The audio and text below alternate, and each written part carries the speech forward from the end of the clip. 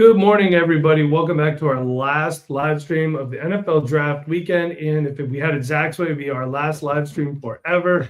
I'm your host, Michael Bauer, joined as always by my faithful co-host, Nate the Professor Christian. Nate, draft's done, man. Draft's done, and I expected more fireworks, to be honest. I feel a little disappointed overall, but I still feel pretty good about the first 24 picks in the rookie drafts. Yeah, for sure.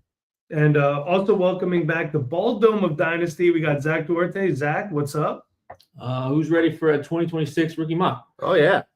Moving on. We'll be working on that shortly. So go ahead, drop any questions, comments that you have in the chat. Just remember, as scrolling on the bottom of the screen there, super chats will be prioritized and guaranteed responses. And always thank you for watching. And you know what? I understand if you don't want to super chat, there are ways to support us for free.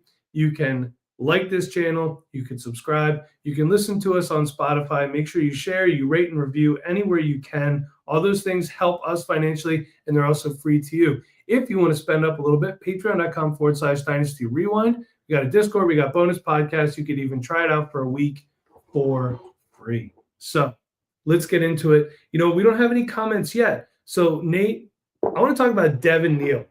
He was one of your pre-draft favorite running backs, and he goes in the 6th round to the New Orleans Saints. He does. What do you think about it? Yeah, I don't love the draft capital, of course, but I do like the landing spot. Going to the Saints, we do have Kendrick Miller there. We have Alvin Kamara there. Kamara approaching 30, so there's not too much time left for him. I do believe he got a contract extension somewhat recently, so he is there like another year or two for sure. But we all know that Alvin Kamara is definitely on this back half of his career at this point. Kendrick Miller, we saw some flashes from him. Dennis Allen's gone, who really had it out for him apparently. So there is some chance that Kendrick Miller gets some run, of course, but I don't think that Kendrick Miller is honestly any better than Devin Neal. I'm not going to come out here and say Devin Neal is head and shoulders above Kendrick Miller, but I think that's very competitive between the two of them for that RB2 spot. And having a chance to go get a guy who could be an RB2 at the NFL level with Devin Neal in the 6th round, he's going to be easy to pick up. I'm going to have him everywhere in my rookie drafts.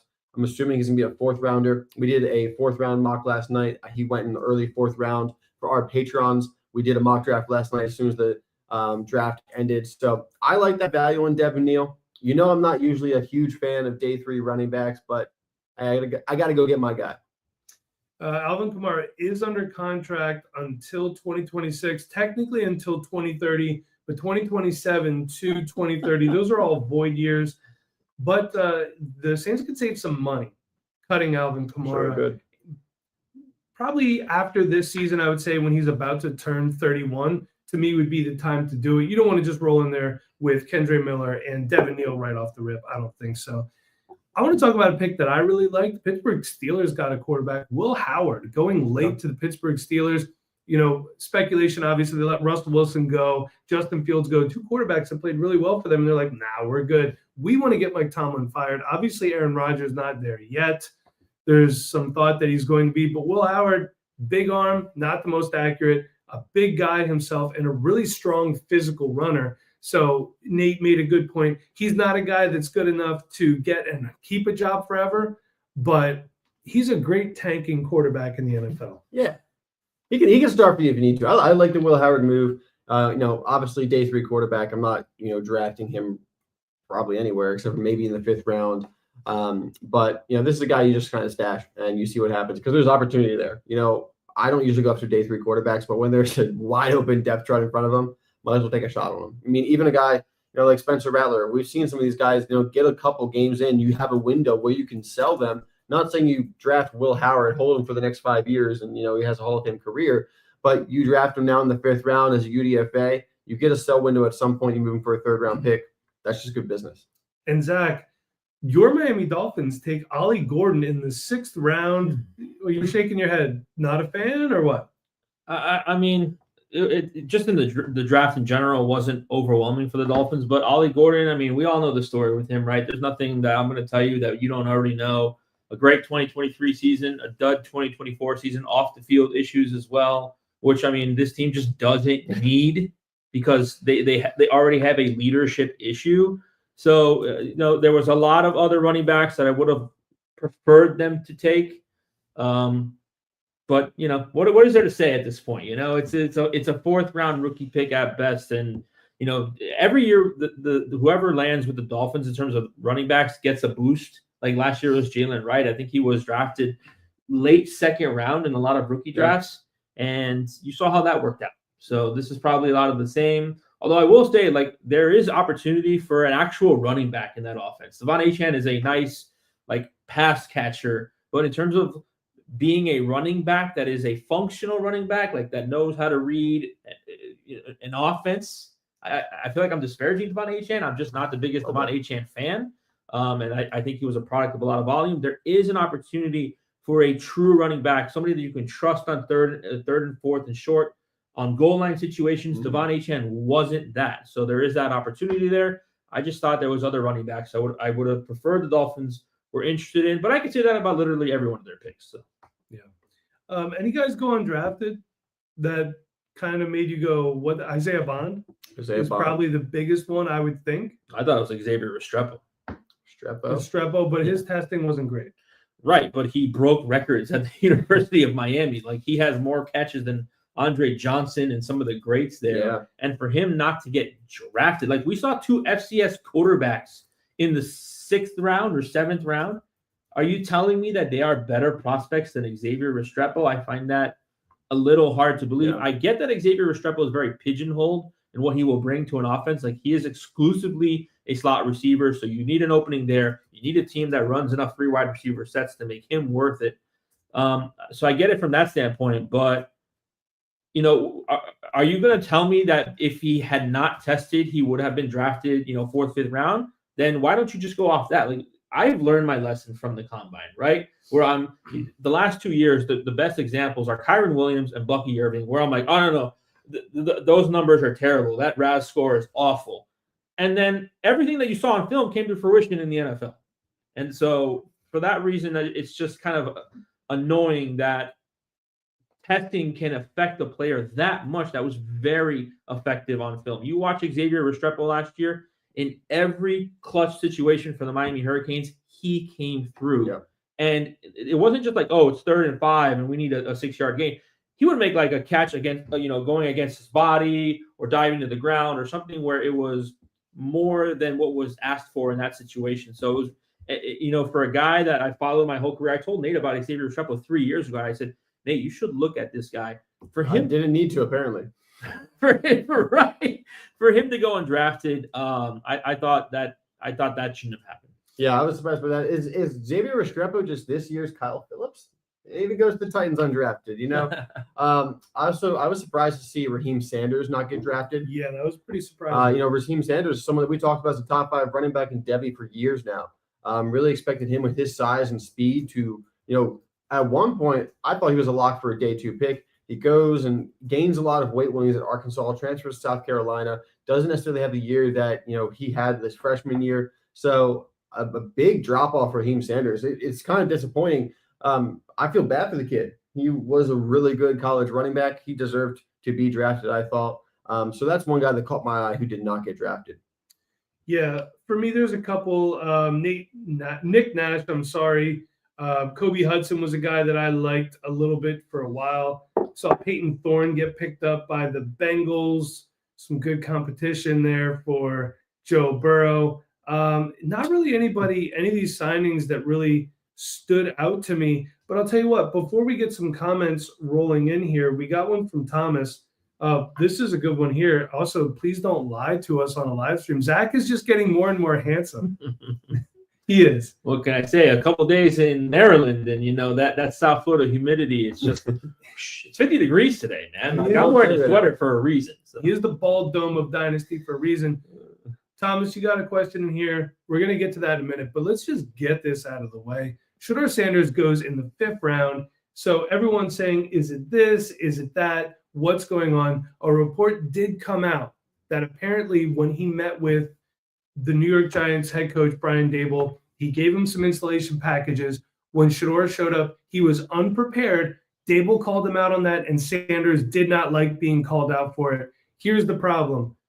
Nate and I were talking about this before live stream. When you go to the NFL, you cannot just rely on your pure physical athletic ability and just know that you're better than everybody else, because Everybody in the NFL was the best player on their team in high school, college, and in some cases in the NFL. You have to be physically and mentally prepared. And if this report's coming out, I think it's safe to say that this probably happened to more than one team over the NFL. Yeah. So what do you guys think about this? He's now a fifth-round pick of the Cleveland Browns. This was the only thing that made sense, right? We talked about this yesterday a little bit, and I think the word you said yesterday is perfect, unprecedented. Yeah. We're entering a new age of college football with NIL where it sets players up. You could save for life in college. Like Shedeur Sanders, I think, made $6 million last year. That's life-changing money to any regular person. So it could have been that. It could be that, I saw somebody else point out, I can't remember who it was, somebody on WFAN in New York, say that these guys come in with money already. So there's not that, desire to grind and work hard because they already have money. They walk in with the Bentleys and the Rolls Royce and everything like that. And that's not specifically a Shedeur thing. It's just a general statement. So this is unprecedented territory. And, if that meeting, that meeting with the Giants is actually what happened, then I'm sure other meetings didn't go as well either. And look, we didn't hear, and we don't typically get that kind of information. So it must have gone very poorly for that information to leak out to someone like a Todd McShay, who was the one who reported that, and then for that information to get out. And honestly, once he didn't get drafted in rounds 2 and 3, I was kind of waiting for that. I'm like, something had to have happened in those meetings that we're just not privy to that is ruining his draft stock this much, because there's no argument to be made that Shedeur Sanders is less talented than Dylan Gabriel. Like, that argument cannot be made. All right, check this out. So we don't have, it doesn't give me an exact amount, but these are some of the brands that Shedeur Sanders has NIL deals with going back to August of 2021. Beats by Dre, TB12/Brady, Gatorade, PLB Sports, Actively Black, Mercedes-Benz, Google, Under Armour, Oikos, which is yogurt, Urban Outfitters, Topps, playing cards, 5430 Alliance, and Nike. So I can only assume that some of these are quite lucrative financially for Shedeur Sanders. This young man is not hurting for finances at all. Well, it kind of reminds me, that story from the Giants kind of reminds me of Jamarcus Russell. The Raiders used to give him blank CDs. I love this. For studying tape, and then to see if he would actually study. And then he come in the next day being like, yeah, I watched those blitz packages. The NFL wants professional. Shedeur Sanders, if he wasn't showing, that professionalism, I totally understand why they dropped him. It's on him. I think the NFL might have big-brained it a little bit, but hey, this is where we're at. And, the NFL is going to take this thing seriously. If anything, I think Nico Iamaleava is taking a look at this right now. And he's trying to, after what's all happened to him with college and then watching Shedeur fall like this, you got to make sure that you have good people around you giving you good advice when you're in your young 20s, because if you get some bad advice, it can really affect your pocket, your career. These guys got to stay on top of it. We got a question here from Thomas, and then he has a follow-up to this. Hey, guys, got my rookie draft today. No time like the present, right, Thomas? 12-team Superflex. Any decent wide receivers in round 3? He's got Restrepo, Jalen Knoll, Jalen Lane, Davion Williams. I like Kyle Williams, but I doubt he'll fall. And then he doubled back saying, I like Kyle Williams represent Washington State specifically, but I drafted Javon Baker last year, hoping he gets some run. Hearing the coaching staff likes him. What do you guys think? Any good round 3 wide receivers? Well, definitely not Restrepo. I think you can wait till like the 5th round to get Restrepo. I agree with that. He's UDFA. I think he fits in well in Tennessee, but I think you could wait. Yeah. I'm looking at the mock draft you did yesterday in our Discord, which, by the way, get in there, do some mock drafts. That's how you get this information. And also, real quick, drafting Javon Baker's last year or not, I'm not going to stay away from Kyle Williams just because of a player that the last coaching staff drafted who really didn't do much in his time in New England. And I think Kyle Williams is better for what it's worth. But sorry, Zach, go on. No, it's okay. This mock draft that we did yesterday, and we'll be doing mock draft today. Tomorrow, we will continue to do mock drafts. Get in there, get your free week access to our Discord. And our Patreon page as well. In the 3rd round in this mock draft, Kyle Williams 3-3, Jalen Royals 3-6, Jalen Noel 3-7, Torrey Horton 3-8, and Alec Ayomanor 3-12. I think those are all pretty good dart throws in the 3rd round. At that point in the draft, yeah, absolutely. Yeah, so none of those are for sure production there, but I was feeling much less confident about the third and fourth round after in our rookie drafts after yesterday. At least there's some interesting dart throws in terms of the wide receivers in your third round. Yeah, that Alec Aoman pick at 312 was me last night, so I like him as a late round pick. Yeah, and Thomas also asking, hold on, I lost it.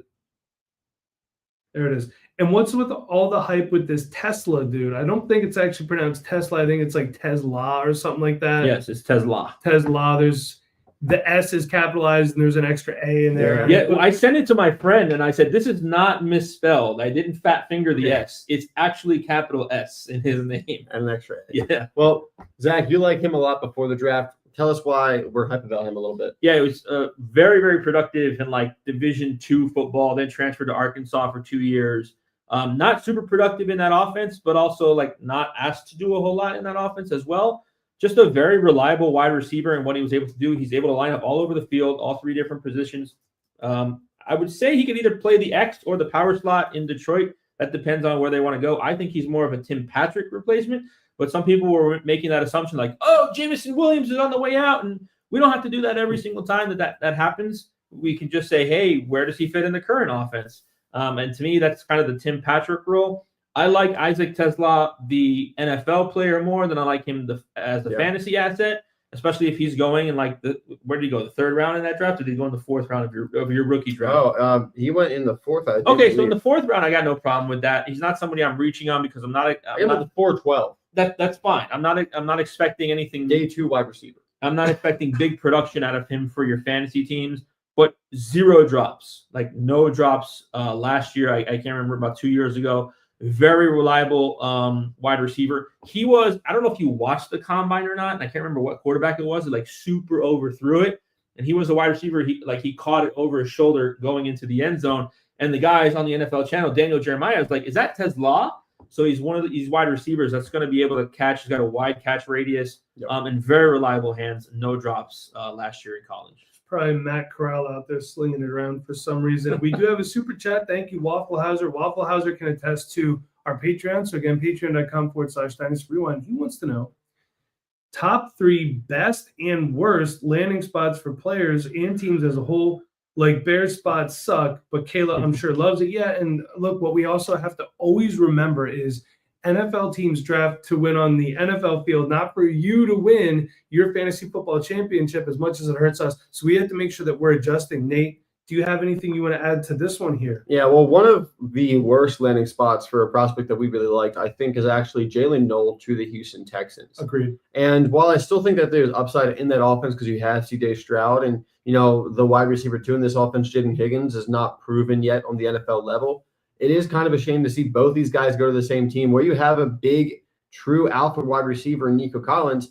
So these guys are fighting for the wide receiver 2 position. Christian Kirk is also there now. It is a crowded wide receiver room for Jalen Noel to make any kind of instant impact. And he's one of the guys we thought had the talent level to walk into the NFL and make some sort of impact. Maybe, not be a top 36 wide receiver just his rookie year, but to be relevant, to have some weeks by the end of the season where you're putting Jalen Noel into your flex spot. It doesn't seem as likely now. Certainly still a possibility. Anything that can happen there, and that does have a lot of upside in that offense if they can get back on track with C.J. Stroud. But that is one landing spot that has really, soured me on Jalen Noel. I thought he could have gone to a lot of other places and been the wide receiver 2 there pretty quickly. With the Texans, he's going to be the wide receiver 4 most likely to start the season and then have to fight his way just to get to the wide receiver 3 spot, wide receiver 2 spot. It does definitely limit him. So that's one of the landing spots I don't like that much. Zach, what's the landing spot you don't like? Oh, that's a good question. Well, just right off the rip, I can definitely attest to Harold Fannin. Not a landing spot that I love because I think David Njoku is a very good all-around tight end. Agreed. And Harold Fannin is a very good tight end at catching the ball. He's not the best blocker. I don't even know if you're going to line him up in line. And so that kind of gives away what the formation is or what kind of play it is if he's on the field. Because, if I'm Cleveland, I'm not using Harold Fannin to block for my running backs. That's David Njoku's job. I know you like to have a second tight end. Typically, the second tight end is an inline blocker. So it's a weird fit. And Cleveland's draft was it was really weird because they obviously traded back and they got more picks. And then after the first 2 picks, they went all skill position players. They went running back, 2 quarterbacks, tight end. I'm like, oh, It looked really good at first. Like, wow, Yeah. look, the Browns, they finally figured it out. And Yeah. then they just started to brown. I think they drafted a Mason Graham and then another lineman, I can't remember who, and then they just went all like offense skill position players, which was a little surprising. But I didn't like that landing spot, and then I did like I'm gonna tell you a player that I'm gonna try to get, and I hate doing this on the live stream and with Waffle, who I'm in a league or two with, which, by the way, Waffle, we love you. We talked about you this morning, how much we appreciate you. Ja'Cory Krosky-Merritt. I love this landing spot. I love the player. I get it's a 7th round pick. In all my 4th rounds, I'm going to take Ja'Cory Krosky-Merritt because it's a wide open backfield. I get it that Brian Robinson's there and he's established, and Austin Eckler is there and he's established. But both of those guys' contract runs out at the end of this year. And I do firmly believe that if Brian Robinson misses time, that's Ja'Cory Krosky-Merritt's backfield there. So 7th round pick, 29th pick in the draft, almost wasn't even drafted, but he was drafted. And he got a pretty nice landing spot, if you ask me, the Commanders, which was, we were talking about Brian Robinson before the draft. Like, oh man, sell him. And we were kind of wrong about that. So I just love this landing spot for Ja'Cory Krosky-Merritt. I'll give you one I don't like. I didn't like DJ Giddens to the Indianapolis Colts, although from their standpoint, I don't want to say he's an exact replica of Jonathan Taylor, but there won't be a huge drop-off just from size, physicality, and play style if Jonathan Taylor goes down, which he's shown in the past. He can't stay really healthy through a full season. And then I do have one that I liked, if I could find it again, because this thing went ahead and updated on me, not that I wanted it to. Oh, that was Jaden Blue to the Dallas Cowboys. Yeah. I do think he's good enough to push for playing time behind Javonte Williams. I think Miles Sanders is pretty much toast at this point. So I'm willing to spend a late 3rd, early 4th on a guy like Jaden Blue. I think he can get some run in Dallas. I'm also surprised the Cowboys did not draft a wide receiver. Very surprised. It's just kind of weird to me. Nate, did you give any landing spots? Yeah, I had a worse landing spot, but a landing spot I do like, and this is just kind of hey, this is a great landing spot. Not necessarily that I am going to overinvest in this player, but there really isn't a better combination of landing spot and draft capital for any player this weekend than RJ Harvey. Think of him, how you think of him and what you expect out of him, but he went to a wide open backfield, got 2nd round draft capital. There isn't a better combination of things that could boost your stock than what happened to RJ Harvey. Now it's going to be up to us to figure out his value and where we want to take him. Do we want to take him at the back half of the 1st round and take that gamble on him? Because the Broncos obviously have taken a gamble on him. I mean, we listened to Sean Payton this morning compare him to, hey, I couldn't get Ashton Genty, but I picked up RJ Harvey, so I'm pretty happy about it. Same thing. We have to figure out where we want to actually value RJ Harvey, but he had one of the best landing spots. We knew the Broncos, whoever went there, was going to have a lot of opportunity. RJ Harvey's there now. Can he handle that opportunity? Can he handle that workload? How involved is he going to be? Lots of questions, but lots of upside there for him as well. Yeah, also not a big fan of what the Browns did quarterback-wise. Dylan Gabriel and then Shedeur Sanders just seems a little odd to me. Yeah, I don't think they knew that they were going to be drafting Shedeur Sanders in the 5th when they drafted Dylan Gabriel. They drafted consecutive quarterbacks. Like no other team took a quarterback between them. I don't get it. So they took consecutive quarterbacks in the draft. It makes no sense to me. Let me see here. Johnny wants to know, and thank you for the super chat, Waffle. Is Omarion now the consensus 102? Also, how are we feeling about Tet with the Carolina landing spot? I'm not going to sit here and say that Omarion is 100% the consensus 102. Now with Cam Ward going 1st overall in the draft, I think in a 1 quarterback league, probably in a super flex league, there's no for certainty that somebody doesn't take Cam Ward 101. We've seen that happen. Super flex quarterback's value always goes up. For me, I like Omarion Hampton at the 102. It doesn't bother me. Nate, your thoughts on that? I like Omarion Hampton at the 102. I don't think he's locked in there. I think you can kind of move, especially the top 3 around however you want. And then, I don't mind even having Tet in that top 3 if you need a wide receiver. I think Ashton Jenny, Cam Ward, Omarion Hampton's a pretty good 1 through 3. And then you get into the Tet McMillan, Travis Hunter, Quinshon Judkins kind of tier. But with Tet and Travis Hunter at the top of that tier, I do really like those guys at the wide receiver position. So I love Tet. Like Travis Hunter, athletically, prospect profile, a better overall player than Tet. But Tet going into the Carolina Panthers, where he's set up for a ton of volume and can be Bryce Young's wide receiver 1, who we did see a lot of flashes out of Bryce Young last year. So if he can keep that up and Bryce Young can become, a top 16 quarterback in this league, Ted McMillan could give us some, I think he could make it into the top 12 on some seasons, especially with not a lot of target competition outside of him right now there in Carolina. That's proven. Yeah, I think that 102 spot is the start of a pretty big tier where it's Hampton, Ward, Tet, and Travis Hunter. I've seen all different combinations of all four of those going 102. So it's kind of, if you have that and you want to pick one of those four, do it. If you want to trade back and stay within that tier, try to go back to 104, 105, because I would say about 106, that Quinshon Judkins, Travion Henderson, and that's when the tight ends start to enter the picture to me, is where that second tier is. So really 102 to 105 is a tier, and you can shift any of those players in there. I've seen all four of them at 102 in different drafts so far. We got a super chat that came in here. This is from Thomas. Thank you, Thomas.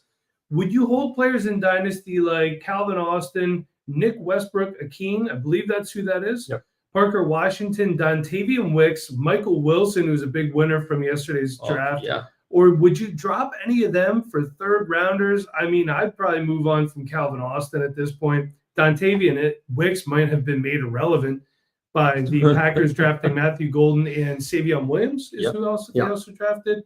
But I wouldn't drop Michael Wilson. No. And Nick Westbrook-Ikhine, where is he now? Miami. With the Dolphins. With the Dolphins. He's going to catch like 8 touchdowns on 16 receptions. Yeah, but, Zach did make a good point that the Dolphins don't really utilize 3 wide receiver sets as much as we thought they would. But what my question to you guys is then, what rookie third rounders would you see that you would be willing to take over players like this? Because these are dart throws over guys that are proven commodities in the NFL. Parker Washington, Zach, you're still high on him. He looks to slot in as the wide receiver 3 in Jacksonville. So, they're going to have to pull coverage away from him to cover Brian Thomas Jr., to cover Travis Hunter. He could be getting some opportunities down there playing the Christian Kirk role. Yeah, and I think Michael Wilson is a really big winner of this NFL draft because I thought for sure they were drafting a wide receiver early, like day 2, day 3. You'd even seen Matthew Golden mocked to them in the first round quite a bit. They didn't get a single wide receiver in that building. They didn't get a single skill position player in that building. So they trust their running backs. We talked about Trey Benson. Yep. They trust their wide receivers. Michael Wilson, a big winner, wide receiver 2 in that offense. Third-year wide receiver. Why not give him an opportunity in that offense? He's done pretty well in the first 2 years of his career. Maybe not for your fantasy teams, but as an NFL wide receiver, he's been pretty okay. So I would not be dropping him. I would not be dropping Parker Washington. I'm in like 30-plus leagues, and I have 0 Dontavian Wicks shares, and I am so happy because he got killed in this draft. We should actually put him on our list of draft losers. We didn't even talk about him. And then Calvin Austin and Nick Westbrook-Ikhine, I'm not rostering those guys whatsoever. So I'd keep Wilson, I'd keep Parker. I would not be dropping those for rookie third rounders. I'd keep Parker Washington, Michael Wilson, drop, cut Calvin Austin, Nick Westbrook-Ikhine. Try to trade Dontavian Wicks. I know his value's just plummeted a little bit more than it already had, but I think you could probably still get a late third, maybe a fourth for Dontavian Wicks. There's people out there that like him, even though he can run routes, can't catch. I will say this, instead of just cutting these guys, always dangle them out there. Even if you're trading them for fat bucks, these things help you move around. Like Calvin Austin, Nick Westbrook-Ikhine, there might be, if you could get anything for them, get it. But they're also guys that if you cut, they will likely be there at some point before the start of the season or during the season that you could just bid on. I don't anticipate them being super hot commodities unless there's a lot of injuries in front of them. Okay, let's move on. Michael's saying the Texans' wide receiver room is very crowded. Yes, it is. It is. And Nolan says, thoughts on Breece Hall, buy or sell? Buy. It's been a buy all offseason for me, and nothing has changed. No competition there. They didn't really draft too many guys on that offense to really compete. They didn't draft any running backs. And then Mason Taylor, I like that for the tight end. That makes the offense better, I think. So it should help Breece Hall out. I'm still buying Breece Hall. I don't have super high expectations for that offense, but Breece Hall, still one of the best running backs in the league, and I'm not scared of Braylon Allen. No. As good as Braylon Allen is. I'll give him his flowers. But all right, so Jay Keefe says, I'm still sleepwalking my dream. Could have sworn the Bears absolutely destroyed Rome Odunze right after I traded for him. Thank God I'm dreaming, right? And look, you bring in these players, you bring in Colston Loveland, you bring in Luther Burden Jr. Like I've said before about other players, this just pulls coverage away from Rome Odunze. So, and look, the Bears, they didn't do it to you on purpose, man. I promise. We spent a lot of time talking about Rome Odunze yesterday, didn't we? we spent probably more time than we should have spent talking about Rome Odunze yesterday. But no, I think Rome Odunze is going to be fine. He's probably not going to be a wide receiver 1, but I wouldn't panic quite yet. There's a lot of time before the season starts. A lot of things can happen. Let's see. All right. Thomas says, I was involved in a trade last year where I sent Christian Watson and received Dontavian Wicks. Well, you know what? You still won that trade because Dontavian Wicks, unlike Christian Watson, will play this year. I can't promise that it's much, but it's not much. It's better than nothing. Go get a 4th for yourself and just move on with your life.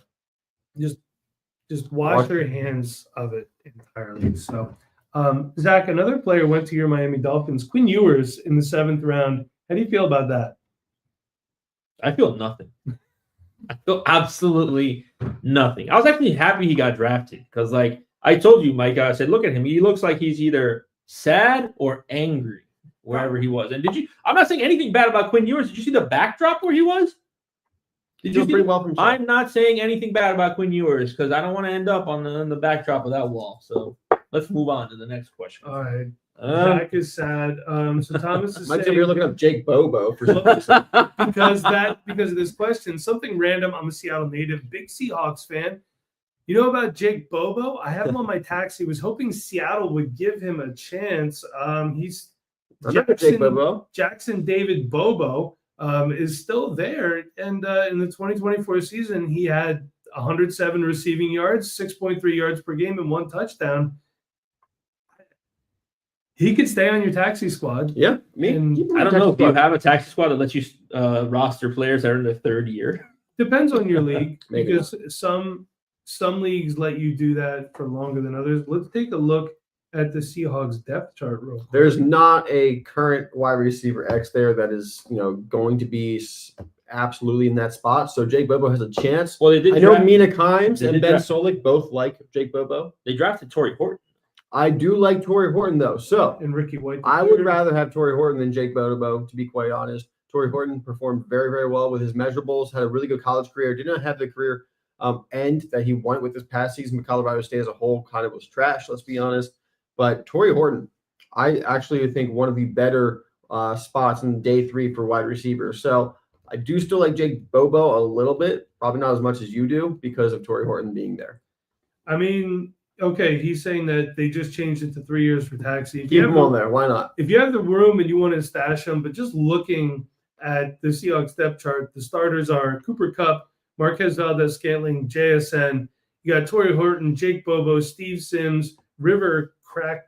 I can never say Rivers Craycraft. How dare you? Whatever. Wow. Ricky White III, Derek Young, John Reese Plumlee is apparently a wide receiver now, and Cody White. So it's a long shot, if I could just be honest with you. So if you got the room and you want to keep them, yeah. Let's see. Nope, that's not what I wanted to do. He could get converted into a tight end, but sure, it worked out well for Jordan Matthews. Dancy, who was tuned in yesterday, thank you for coming back. Best final pick at the 310. Nate, what's your mock look like that you guys did yesterday? We did yesterday. Do you have it up, Zach? Yeah, Because I was going to say Devin Neal, maybe. The one that we did yesterday, you had Jordan Trevor James. Etienne going there, Jordan James, Jaden Blue. I don't know if Jaden Blue's going to last until the very end of the 3rd round because he went to the Cowboys. Now, this is the 310, so they only have 30 picks in the first 3 rounds rather than 36 like we did. So I think you have some chances at some early day 3 running backs there. There's a couple day 2 wide receivers still on the board. I like Alec Ayomanor in the 3rd round as a guy to take a chance on. The Titans have a new quarterback that we're excited about and not a lot of proven talent in that wide receiver room. Calvin Ridley, the best one, and he's definitely on the downside of his career. So there's a lot of opportunity there. I like Alec Ayomanor. I thought he should have been a day 2 wide receiver, ended up being a day 3 guy, but I'm going to take a chance on him and his traits. Also, he absolutely just showed Travis Hunter up 2 years ago. So, I'm always going to remember that. Yeah. He ended up going at the 312 in your rookie mock. Dylan Sampson went at the 310. So I would rather have Ayomanor there than Dylan Sampson. Day 3 wide receiver, day 3 running back. Day 3 running back had a guy drafted ahead of him in the 2nd round that I would profile there as the alpha running back. So I'd go Alec Ayomanor there as well at the 310. All right, so we got another one here, and this is from Nolan. with Kyle Pitts having a healthy offseason, do you see a bounce back this year? I mean, look, It's finally going to happen. we have to ask ourselves, what are we bouncing back from? The last season where he was really super startable was his rookie year where he had 1,026 yards. And then in 2022, he had 2 touchdowns, 23 he had 3, and 24 he had 4. But It's getting better. yeah, but 5 this year. But 602 yards and 47 receptions, and now you're going to have Michael Penix Jr. as your starting quarterback. So I guess we have to quantify what a bounce back is. Are we hoping for the proverbial 50-year tight end breakout here? Like, I don't – Kyle Pitts is just such an intriguing player to me. I don't know what to do with him. My hope is that he gets traded out of Atlanta. It's just not working there for him. I don't have too much to say about Kyle Pitts, to be quite honest. Yeah, I mean, it's we've been down this road so long. Bounce back? No. Could he be a tight end 1? Could he be a top 12 tight end? I could see that. Absolutely. But I think the days are over. You should what's the phrase you said? Over promise, under deliver, under promise, over deliver. Like, you should hope for that. Hungry right? goats drink more water. There you go. Like, don't be expecting a top 5 season, but be pleasantly surprised. I get it. I would absolutely pay a 3rd round for Kyle Pitts. Yeah. Every chance.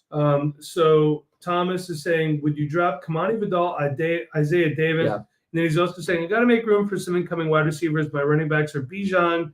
He's got his handcuff with Algier, Kenneth Walker, Charbonnet, and then Vidal and Davis. Yeah, look, Kamani Vidal, he's redundant now with Najee Harris there and Omarion Hampton getting drafted. And Isaiah Davis, there's a lot of things that have to happen for him to be viable for the Jets. You got Breece Hall in front of him, and then Braylon Allen as well. These are depth guys that I think you can move on from. There will be either these guys or a player of their caliber on the waiver wire at some point during the season. I was going to say, you can just pick this guy up later if you need to. Our man Patrick, who is a patron of ours, thank you, Patrick, he is saying, I may have missed it, but with Shedeur going to Cleveland, is he considered a buy low given his draft position? You could say that because he went at the 301 in the mock that Nate and I did. That'll be out middle of this week on the YouTube channel and on your RSS feed. I would say so, yeah. You're obviously stashing him on your taxi squad. Yeah, 100%. I mean, I had a conversation with a group of friends, and they posed a great question. Like, who do you project as the week 1 starter for the Cleveland Browns? I said, Joe Flacco. And then they said, who do you project as the Cleveland Browns starting quarterback week 17? And I was like, that's a tough question. But if I had to put money on it, I'd say Shedeur. Yeah. I'd say Shedeur by the end of the season. Doesn't mean he's productive. Doesn't mean he's good. But there's 1,000% an opportunity there. I don't care about the draft capital. He's honestly, when you look at the current talent on the roster, probably the most talented quarterback. He just may not be ready for that opportunity just yet. Joe Flacco. Elite. Yep. 40 years old. Hey, man. It doesn't matter. Look at him last year. It did matter. Age is just a number. Jake Keefe says, it's all right. I learned my lesson. Don't add a second on top of fair value to get the ball rolling before the draft. Next time, no more trades, 45 minutes before the draft.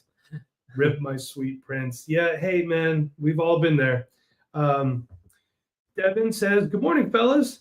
If this was the year some of us were waiting for running backs, do we feel good about drafting at spots like 102, 105, 106, or are you looking to capitalize and trade the picks? I don't feel bad about it. I mean, if you're getting Omarion Hampton and another player you like, and you're not overdrafting a player, and it's also filling need, and it's best player, I have no problem with that. What do you guys think? Well, here's the thing. If you want the running backs here, you're at 102, grab a non-running back here and push the other running backs down to a 105. You can grab Hunter, you could grab Tet, you could grab Ward, and then you could push those running backs down to a 105, 106. The likelihood that there is no likelihood because you have 105. So one running back will be there for you at 105. Devin, we're in a Goldie League. I'm not giving you my secrets. I like your idea, but the problem is if you do that, you do miss out on Omarion Hampton. That's fine. I get that. Yeah. Yeah. So I like getting Hampton at the 102. If you need the quarterback, though, and you can go Cam Ward there and still get your running backs at the 105, 106, that'll work as well if you need the quarterback position. If you don't need the quarterback position, I do like getting Omarion Hampton. You get that first round running back at the 102, see what's left. You get the 105, 106. You're going to get at least one of the Ohio State running backs. You're going to have your chance at one of the top 2 wide receivers in this draft class. You're set up in a really good spot. You don't need to trade out. I think that the top tier that we've been talking about really is just about the top 6 or so of this draft. So you have 3 picks in there. You're good. You can pick up 3 running backs. You can pick up 2 running backs and a wide receiver or a quarterback. You have some options here. This is a good spot to be in if you've been waiting for running backs. just bring this up again. Patrick says he appreciates us. Patrick, we appreciate you. do. Oh, thank you, Thanks for Patrick. tuning in. Thanks for being a rewinder of ours. You are the man. Thomas saying he appreciates all the feedback, and he also wants to know, would you feel comfortable with Bijan and Algier and Kenneth Walker / Charbonnet as your only running backs, being I have both handcuffs? Zach, you're the handcuff guy. Why don't you take this one? You're going to need a running back Bye when week. they're on buys. Yeah, you're going to need a running back when they're on buys. So go out there and try to get somebody on the low. There's a league out there where someone's dropping Isaiah Davis and Kamani Vidal, so maybe you could jump on the waiver wire and pick those guys Yeah. up. Also, Need someone. I also like try in your 4th round, go get Damian Martinez in your 4th round, just in case. Because I was telling Mike last night, there's 1,000% going to be a situation like week 12, week 13 of the season. Jordan James, Ollie Yeah, Gordon, James. these late round guys. Well, he has the Seattle running back. So in that case, there's going to be a week I think 12. you need to continue to add to these. I would. I think Ken Walker's in the last year of his rookie deal. There's absolutely going to be a situation where Ken Walker and Zach Charbonnet will be hurt at the same time. It happens every single year. That's why Kenny McIntosh was relevant last year. So go get yourself some Damian Martinez. Opened up the screen game. Michael is saying Restrepo seems like a major sleeper sitting on Tennessee wide receiver room that has opportunities. I mean, yeah, I don't hate it. True. He's got I a agree. point. Yeah. So I like Burks is Restrepo. pretty much toast. You just gotta pick him up in the 5th round, undrafted. You can't expect too much because Right. he was undrafted. Right. Yeah, and Nolan's saying, and I kind of like this comment here. Appreciate you guys and your work. This is my favorite part of the comment. Thank you. Will Howard in Steel City, where are we taking him? He was what, a 5 or a 6? 5th round pick. 5th round pick. You could probably get him in the 4th round right now. I mean, he's going to be hanging out on your taxi squad most likely. So you feel comfortable taking him there late third? Does it change it for you if he was a 6th? No, not really. I'm just trying to be as accurate as I get possible. you, still man. have the draft stuff in I front think of that's me, what all. I mean, I'm thinking late 4th, early 5th is where I start looking at Will Howard. He actually was a 6th round pick. That's my fault. Okay. Same round as Graham Mertz. That's so gross that Graham Mertz got drafted. That's just, Before Quinn Ewers. I know. It's still baffles me. Dancy, thank you again for tuning in both today and yesterday. At the 110, would you consider trading it for a veteran running back now post-draft, or would you just draft a running back within that range as a contender? I can answer this. You are not getting any of the top running backs at 110. Yeah, you would have to overdraft somebody. You can get Caleb Johnson at the 110. No, which no, you can't. You cannot. you might be able to. He Yeah, went 109 last night, so I think you can get him at the 110. I think that Depending on your tight end premium. If you have Just tight end remember- premium, you might be able to pick up Caleb Johnson at the 110. Remember this, that 110 is the most valuable when you were on the clock. So if you want to move on, Yeah. wait till you're on the clock. Obviously, if your clock is long enough for you to make deals, if it's a quick clock, you got to do it ahead of time. But that's when that pick is most valuable. Caleb Johnson is probably the only one who's still likely to be there at that time. Yeah. But it's also unlikely that he's there. I don't think he will be there at 110. He went 1-9 in the Rewinders mock draft. I've seen some RJ Harvey at 110. Yeah, that's And that's possible, that's too. what Mike said. You're more than likely reaching at that point. Mhm. If I were you and you wanted one of those running backs, I'd try to get to 107, 108. If that's the case, if my choice is trading or drafting RJ Harvey, I'd rather see if I can move that 110 and even get like a Chase Brown or something like that. They drafted Taj Brooks, but he's not a huge threat to Chase Brown, in my opinion. Two completely different running backs. All right. JB51 says, would you make a trade that involved Marvin Harrison Jr. for Ashton Genty? Oh, that's a tough one. That's hard for me. Would you are trading for Marvin Harrison Jr. or you are trading for Genty? Let's assume that he's trading Marvin. It sounds like Harrison he's Jr. trading for Genty. That's what I'm thinking, He's yeah. involved Marvin Harrison Jr. for Ashton Genty. Yes. Yeah, you could. Straight up? Sure. Yeah, you could. I don't know if I would, because is that selling low on Marvin Harrison? I mean, maybe, Yeah. but I think this is, you look at positional value, and I can find other wide receivers to replace Marvin Trading for Harrison Genty. Jr.'s production or assumed production a lot easier than I can fix my lineup and get him the guy to replace Genty.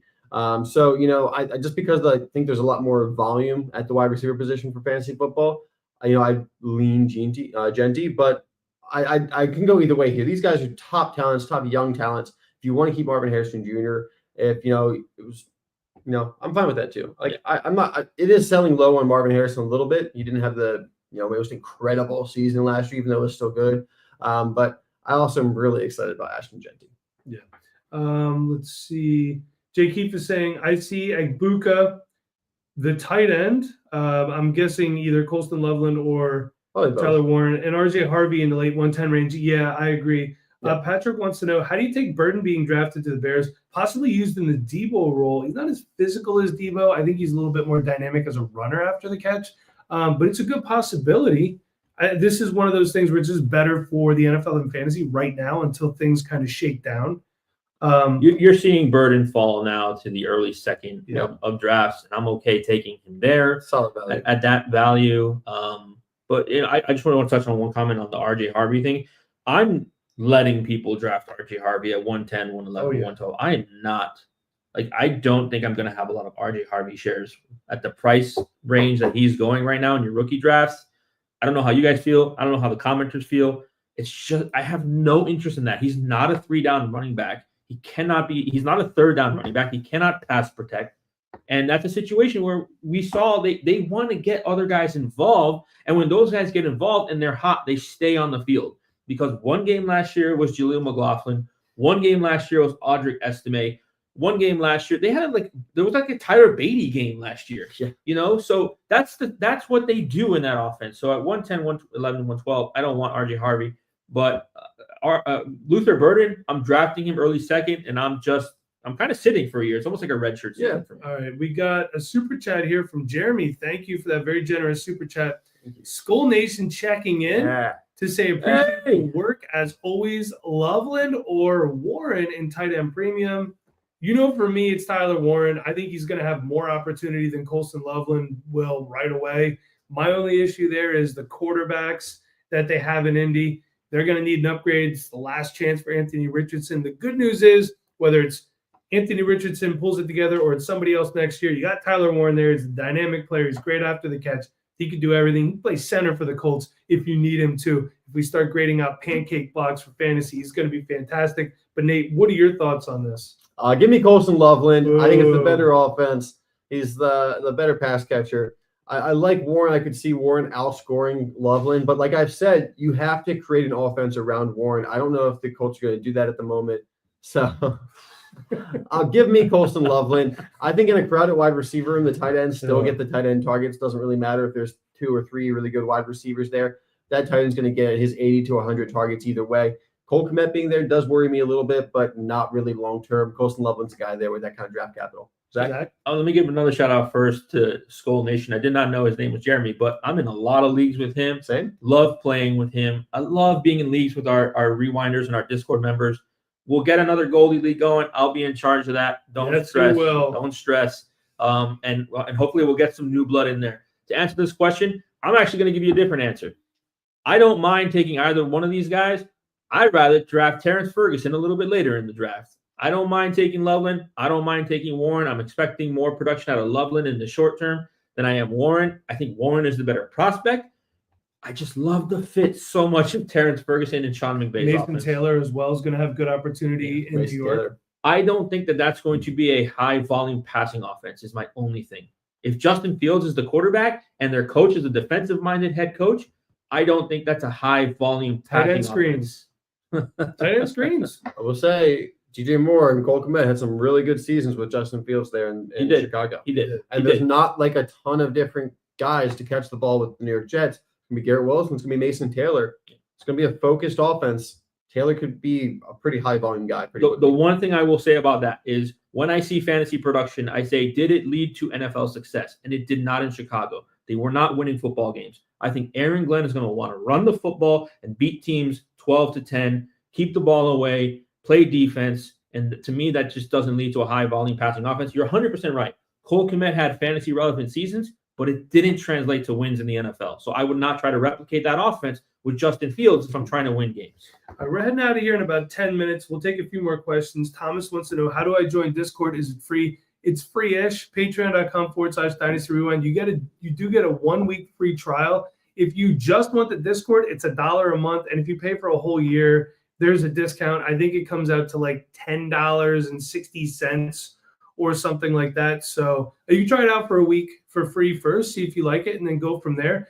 And then if you tier up to the $5 tier, you get the Discord, you get bonus podcasts. And then the $10 tier, you get the Discord bonus podcast, and you get a specific Goldie group chat that'll also give you access to other leagues and stuff like that. So there is a free 1-week trial. You have a week to make a decision from there. Hope to see you in there, Thomas. We hope to get see you in the league. too. And see, Patrick, he's telling you the Discord is worth the cost. IMO, which stands for, in my opinion. Let's talk to Daniel, sitting at the 110 right now. And I'm updating, looking at Egbuka, Golden, or Johnson, Nate. Go for it. Caleb Johnson on the board of the 110. Wait, hold on. Does that mean that you are literally in your draft right now and you are on the clock at 110, or you are in your rookie draft, you are at 110 and those are the players you want? Those are two totally different things. I think he's on the It clock sounds right like now. that's what's available in there right now. I'd be smashing that Caleb Johnson button. I think if you need running back Caleb Johnson, I think if you have the team to go BPA, I might consider Egbuka. But you're probably better off taking Caleb Johnson because this is the last running back that you're going to get that is really set up for a really good season pretty quickly. Yeah, I agree. I think Jalen Moore and Kenneth Gainwell not really good enough to keep a player like Caleb Johnson off the field for very long. I'm going to end up with so much Egbuka at the end of the first round. I think this guy is a stud, and he's going to be such a value picking him up with the late first-round picks. You wait 1 year, and you're going to get a really good wide receiver. I'm excited to pick up Egbuka. I can't believe he's going to be dropping. You're going to be able to pick him up every now and then, maybe even in like the 201, the 202. Yeah. And here's the thing about Egbuka, too. I feel super confident that the Buccaneers like what they've seen out of Baker Mayfield. I think they've been in the playoffs 2 years in a row with him. They definitely I don't see any reason why I don't see any reason why he's not the long-term solution at quarterback for the Bucs. So you're tethering Emeka Egbuka to Baker Mayfield. I feel comfortable with that. Definitely. Yeah. All right, JB51. I guess my question is, do you think Marvin Harrison Jr. will turn into a superstar? He underwhelmed in his rookie season, and I've heard some people talk about him recently, like he can't move like they thought. I think we were too spoiled with rookie wide receivers coming out and producing right away. Have we forgotten about the third-year breakout? That used to be a thing. Look, Nico Collins was a prime recent example of the third-year breakout. Yep. I think he still has the opportunity to be a superstar. It would help if that coaching staff stays together so that there's continuity there. But I'm not off of Marvin Harrison Jr. by any means as of yet. I really, really, really don't like this kind of discourse. This is not a UJB thing. I've talked about this, Nate. We did this in the mailbag video. I wish we just had better discourse sometimes around players like this, because Marvin Harrison Jr. did not underwhelm. He just didn't meet the superstar expectations that everybody anointed him with coming out of college. He had a very good rookie season for the NFL. Statistically speaking, he put up good numbers as a rookie. For your fantasy teams, he did not. They don't care about that. NFL teams don't care about your fantasy production. They're not going to feed Marvin Harrison Jr. targets because you want them to. They're going to see how that offense fits. And honestly, Trey McBride was a huge part of that offense, and so was Trey Benson. So I don't think Marvin Harrison Jr. underwhelmed. He didn't meet the superstar expectations that us as a community anointed on him, which we shouldn't have. Therefore, he underwhelmed people that had those expectations. 62 receptions for 885 yards and 8 touchdowns. Sounds pretty good to me for a rookie season. Yeah. Marvin Harrison Jr. is going to easily break 1,000 yards this year. And then we're going to be like, oh, look, he's doing so well now. Like, it's the most obvious thing to happen. He's going to have at least 80 receptions over 1,000 yards, 8 touchdowns last year. As a rookie? I'm okay with that. That's really good receiving work. I mean, this guy has the potential to be a double-digit touchdown guy. So even if it's not 100-something catches a year, if he's getting 10, 12 touchdowns, that's going to also elevate his fantasy production. I'm not worried at all about Marvin Harrison Jr. He's a great quote-unquote buy low. I don't know how low you can really buy him for right now, but some people are scared. Take advantage. Especially when you consider last year Rome Odunze, 54 catches, 734 yards, and 3 touchdowns. He was still a buy going into pre-draft here. So I'd buy Rome Odunze too. Yeah, I would. Late first round pick. All right, well, listen, I think that's going to about do it for us. I want to say thank you to everybody that tuned in. We appreciate that. We will be live streaming more. I can promise you that. We'll keep everyone updated. We'll post on X. We'll post on Instagram. If you hop in the Discord, you'll see it there as well. So until next time, everybody, for Nate and Zach, I'm Mike. Thanks for tuning in.